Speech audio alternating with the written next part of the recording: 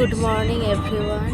এখন আমরা বেরিয়ে পড়লাম মান্ডি থেকে মানালির পথে। আমরা এই রুম থেকে চেক আউট করলাম, এবারে যাব মানালিতে।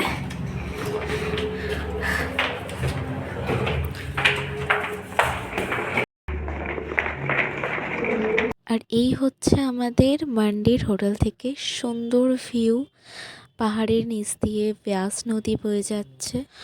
তো তারপর আমরা বেরিয়ে পড়ি, আর যেতে যেতে অনেকগুলো টানেল পড়ে। আর টানেল পেরানোর পর যে দৃশ্যটা, মানে অসাধারণ সেই দৃশ্য। আর এখানে একটা টানেল শেষ হলেই আরেকটা শুরু হচ্ছে। এখানে অনেকগুলো টানেল পড়ে যেতে যেতে, মানে মান্ডি টু মানালি যে রাস্তাটায় অনেকগুলো টানেল পড়ে। আর যেতে যেতেই আমরা দেখতে পেয়ে যাই আপেল গাছ। এখন আপেল হয় না, সেপ্টেম্বরে হয়। এখন মানে একটা পাতাও নেই।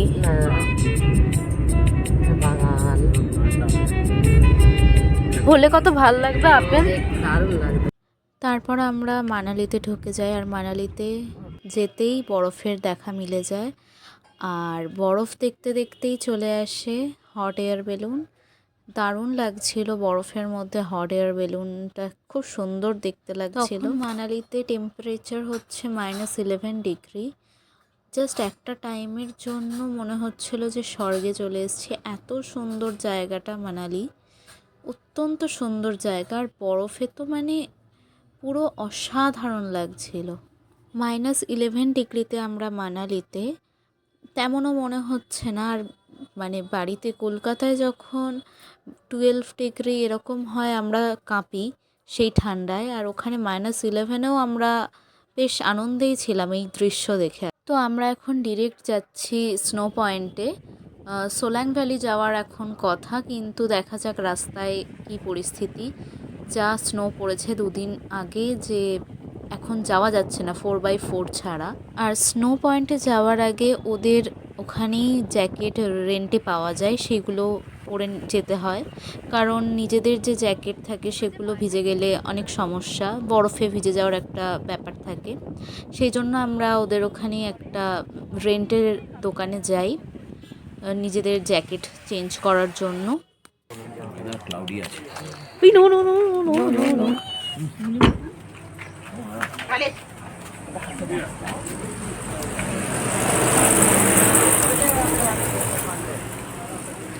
আমরা নেমেছি ড্রেস চেঞ্জ করতে স্নোতে যাওয়ার জন্য। আর আমরা স্নোতে যাওয়ার জন্য যে জ্যাকেট আর স্নো বুটস নিয়েছি সেগুলো রেন্টে ওরা 250 করে নিয়েছে। আর স্নো অ্যাক্টিভিটির জন্য ওরা অনেক কিছু দেখাচ্ছিল, যেগুলোর পে এখানেই করতে হতো।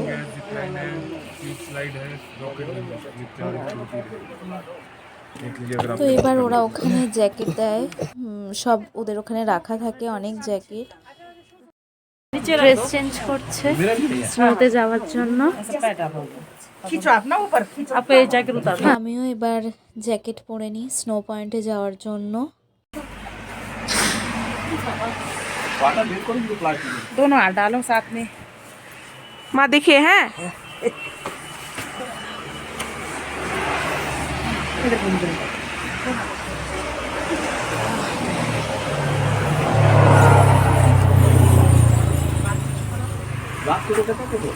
चलिए आ जाए जूते के लिए साइड। तो माथा আছে মাথায় আমি ওই হ্যাঁ হ্যাঁ আপনার প্যান না টপি চেঞ্জ হয়ে গেছে। এবারে জুতো পরতে এসেছি আমরা।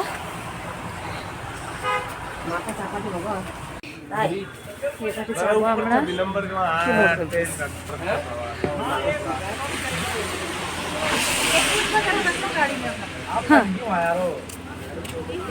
মা আর দিদি রেডি বরফে যাওয়ার জন্য, পরে নিয়েছে বাবা রেডি সব জুতো ফুতো পরে। মা হ্যাঁ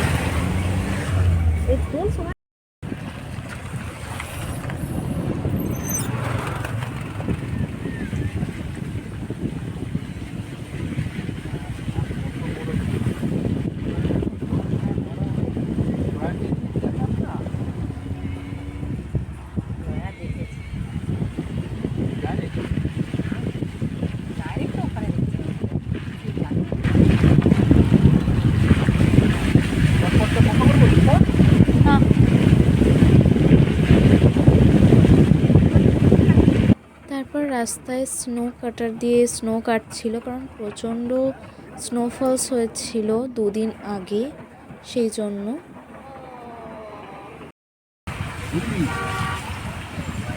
আকাশ পরিষ্কার।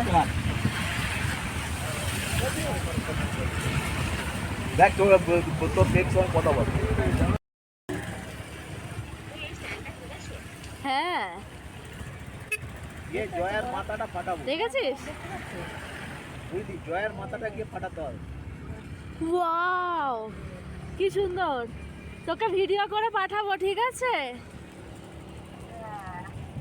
ওয়াও ঠিক আছে, না ধরো।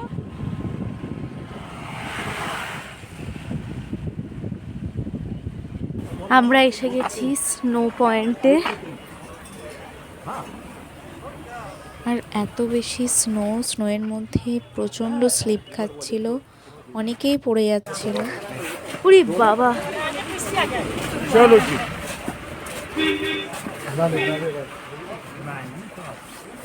এইসব পরে হাঁটা যায় নাকি?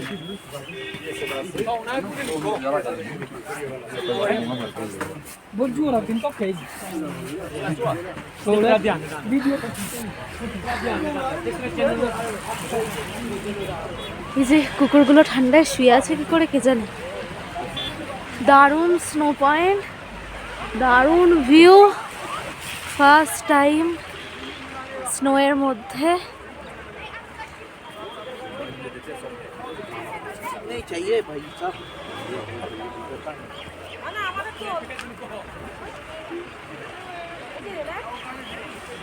হ্যাঁ আসো আসো আসো তাড়াতাড়ি। হ্যাঁ তুলে দেবো, আয় চলে চলে চলে চলে। ওয়াও, লাইফে ফার্স্ট টাইম। সোলাং ভ্যালির একটু নিচে। এটা হচ্ছে সোলাং ভ্যালির একটু নিচেই এই স্নো পয়েন্টটা। সোলাং ভ্যালি অনলি 4x4 কার যাচ্ছিল, সেই জন্য আমরা এই স্নো পয়েন্টেই গেছি, সোলাং ভ্যালির একটু নিচেই। কত ভালো লাগছে, লাইফে ফার্স্ট টাইম স্নো দেখলাম। এবারে মাছ উঠতে করবো, মাছ উঠতে। এই যে দিদি, মা, বাবা সবাই যে যার মতো এনজয় করতে সবাই ব্যস্ত ছিল। তারপর এখানে সুইট কর্ন দেখতে পেয়ে যাই আমরা, অসাধারণ খেতে ছিল এই পাহাড়ের সুইট কর্ন, আমাদের কলকাতায় এরকম পাওয়া যায় না। পাহাড়ের সুইট কর্ন এত ভালো টেস্ট। আমরা ভুট্টা খাবো এখানে বরফের মধ্যে, এই যে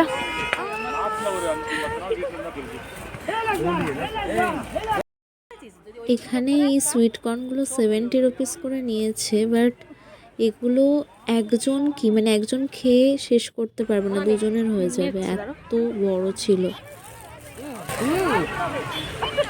এই পা বসে যাচ্ছে, মা স্নোতে দাঁড়িয়ে দাঁড়িয়ে ভুট্টা খাচ্ছে। এই যে দিদি, বাবা ভিডিও কলে কাউকে দেখাচ্ছে।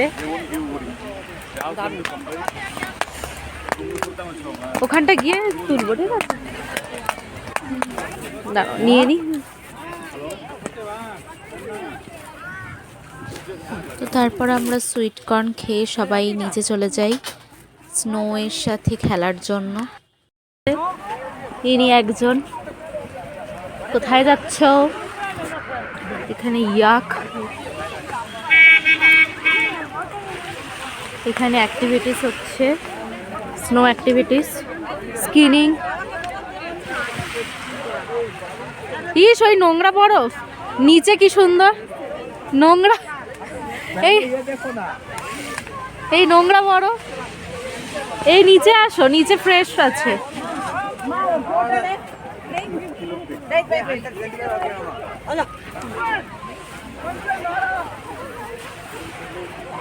স্নো অ্যাক্টিভিটিস হচ্ছে, দেখ আমরা এখানেই নিজেরাই স্নো অ্যাক্টিভিটিস করে নেবো। তারপর আমরা খুব এনজয় করি স্নোয়ের মধ্যে। ও হো, পা এ হয়ে যাচ্ছে। আয় আয় আয় আয়,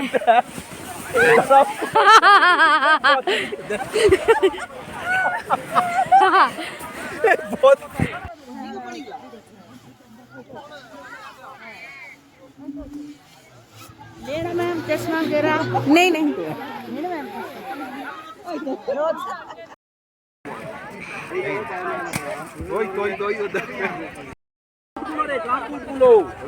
তারপর আমরা আমাদের নিজেদের ফটো ভিডিও তুলে বেরিয়ে পড়ি নেক্সট জায়গায় যাওয়ার জন্য।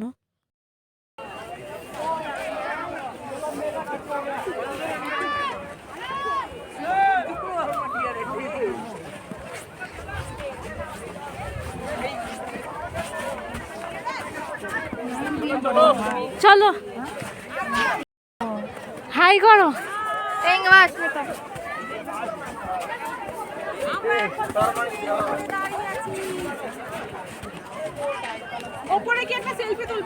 সবাই মিলে একটা সেলফি।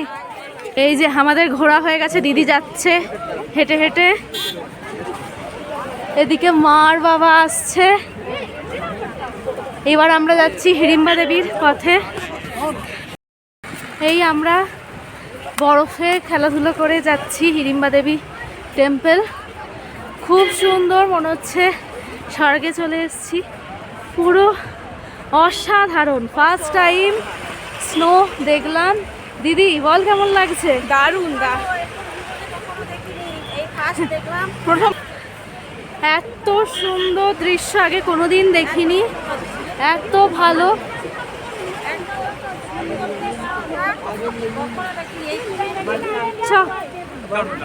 খুব সুন্দর। এবার যাচ্ছি, স্বপ্নের জায়গা পুরো। আর এখন একদম ঠিক আছে, মানালিতে আর কোনো অসুবিধা নেই। 23 তারিখে যে স্নোফলসটা হয়েছিল, এখন সব জায়গায়। সোলাং ভ্যালি যেতে হলে 4x4 করে যেতে হচ্ছে। এটা সোলাং ভ্যালির একটু নিচে। এই যে অনেকে ইয়াকে করে ঘুরছে। আসো, আমাদের গাড়ি দাঁড়িয়ে আছে একটু দূরেই, আমরা সেখানেই যাচ্ছি।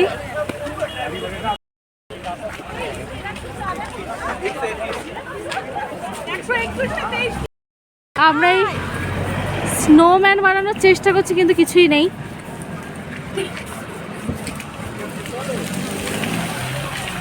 চলো চলো চলো, ম্যাগি খাবো, ম্যাগি মোমো যা আছে। সিড্ডুটা ট্রাই করবো। ব্ল্যাক আইসগুলোই প্রবলেম।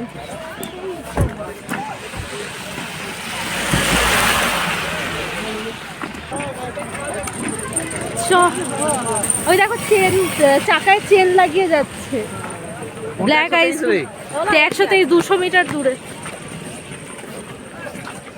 এই জামাগুলো চেঞ্জ করতে হবে, জামাগুলো খুব মোটা। আর বরফে খুব বেশি গরম, এই সরি ঠান্ডা লাগে না, গরম লাগছে।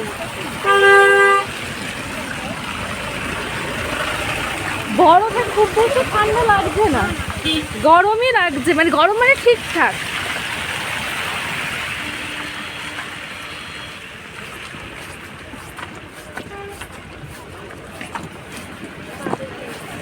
আবার দেখা হচ্ছে হিড়িম্বা দেবী টেম্পেলে গিয়ে।